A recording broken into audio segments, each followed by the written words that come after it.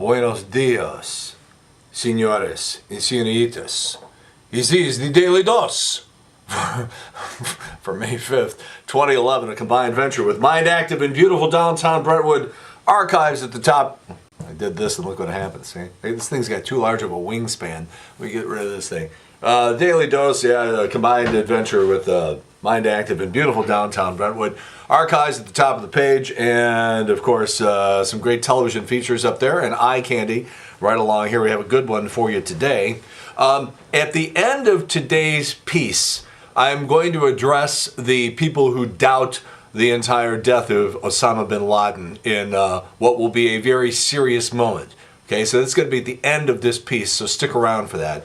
In the meantime, let's just roll on here. A reminder that our 27th anniversary begins Monday on the Big 550 KTRS with highlights of the first 27 years of this show. Some great old interviews, some great old memories. Those of you who've been with me since the very beginning back in May of 1984 will remember and have fun listening to a lot of this stuff, but great stuff, and it all begins Monday morning at 10 o'clock and runs through Friday of next week on the Big 550 KTRS where Trish Gazelle, remember Trish's Trash on the river and places like that, joins me every day from 10 until 1 o'clock. And a reminder, if you go to the St. Louis Blues website, it'll give you all the details about the big deal going on a week from tonight, next Thursday, the 25th anniversary of the Monday Night Miracle back in 1986. Doug Wickenheiser, my buddy, put in that winning goal against the Calgary Flames. They're going to do it over at the site of the old arena.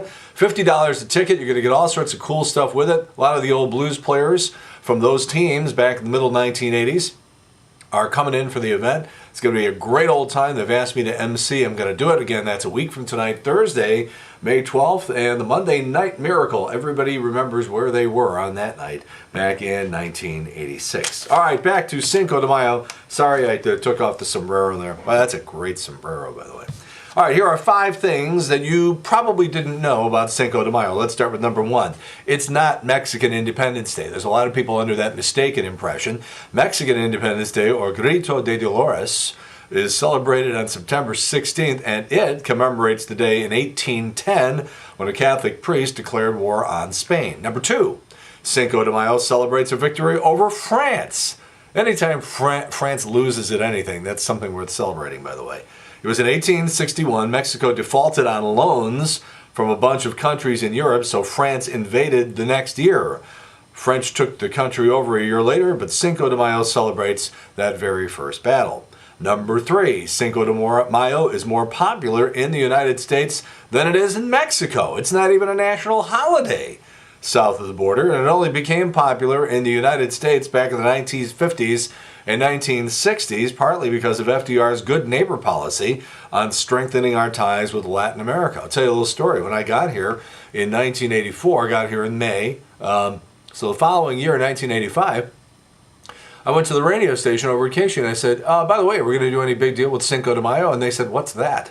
Now, the last place I had been before St. Louis was Buffalo, New York, and it was a pretty big deal back then, and I believe that I was the first radio personality in St. Louis to even build any sort of a promotion or celebration or anything like that around Cinco de Mayo. It took off after that, but I'm pretty sure I was the first one to do it. I was the first one to do a lot of stuff here.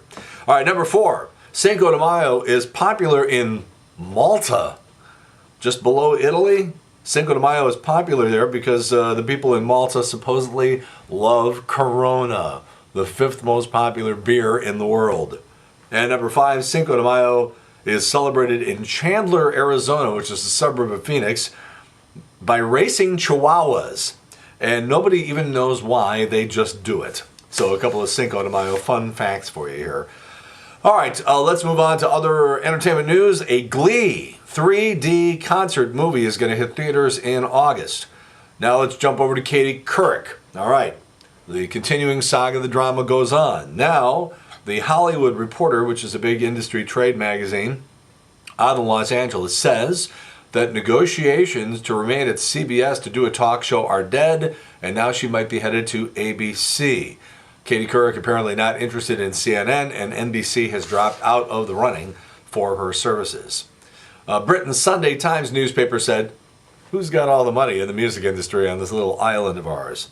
And so they put the top 10 British music millionaires at number 10. Keith Richards got 288 million. Hard to believe he's still got anything left.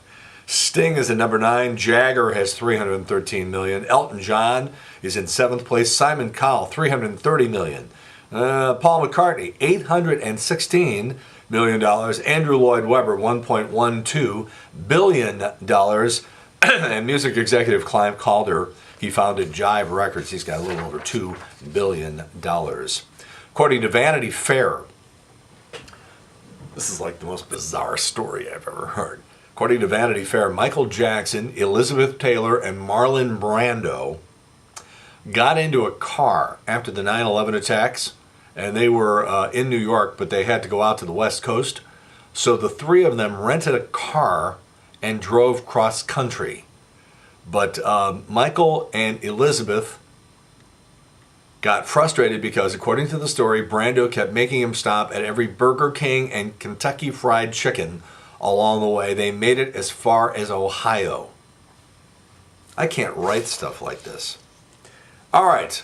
I told you we were going to have a little commentary at the end of this segment today that would be of a serious note, and I'm not kidding, because I'm getting irritated now. I mean, at first, it was funny because you knew that no matter what anybody did, there were going to be people who were going to question the legitimacy of the killing of Osama bin Laden, partially because anything Barack Obama does is going to be questioned by a little chunk of our United States populace. But let me just tell you, the battle as to whether or not to show the photos, you know what I've said, and that is that there's a lot of Muslims on this planet, and a lot of them are our friends.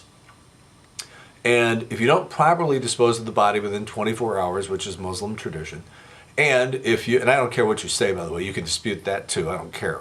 I don't care what anybody thinks anymore. Why would you raise the ire of Muslims who are fans of the United States and are, have a pleasurable relationship with the United States by, this is a bad guy, Osama bin Laden, but he was a Muslim.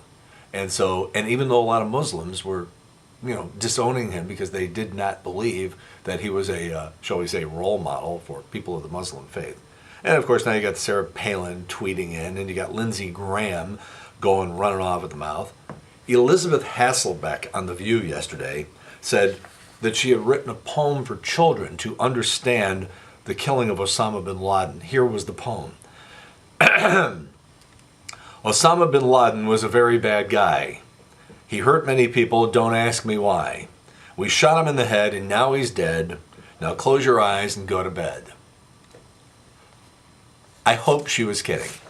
All right, with all that in mind, a little something for the skeptics, because the doubters, the conspiracy theorists, and usually the birthers are in on that too. These people are never going to be convinced.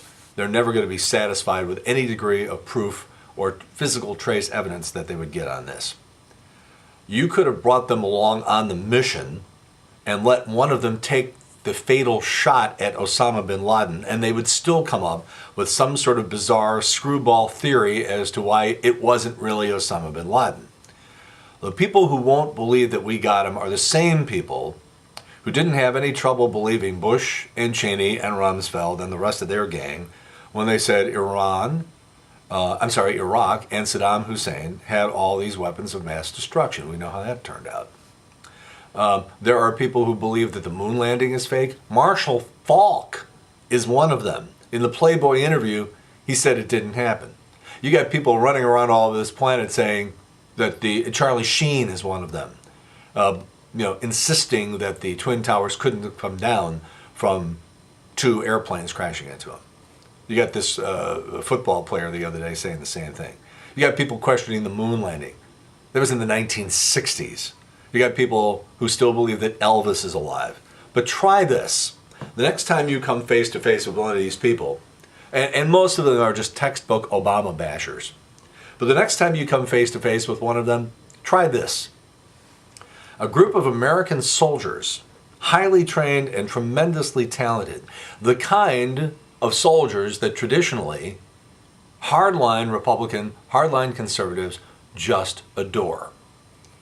These guys risked their lives, not knowing what was going to happen when they helicoptered into this compound, hoping that the intelligence that they had was right and that Osama bin Laden was in there. The most notorious terrorist in modern day history was holed up in there, and they hoped that the information was right.